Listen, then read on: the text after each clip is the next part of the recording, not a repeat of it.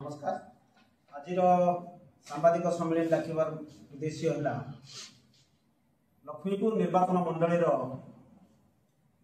स्थानीय विधायक श्री पवित्र सामता गतकाली सबू मद दुकान रे गोटी आदाय न मिलवा ताला पकड़ा आम लक्ष्मीपुर निर्वाचन मंडल गोटे दुर्भाग्यजनक घटना घटी।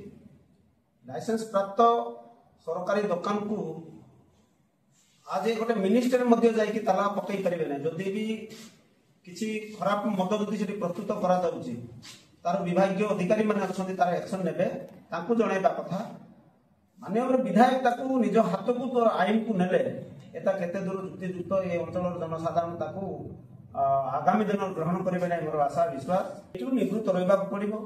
जदि से निवृत्त न रहती आम भारतीय जनता पार्टी यही जो करप्शन केबे भी सहयोग कर या विरुद्ध लड़।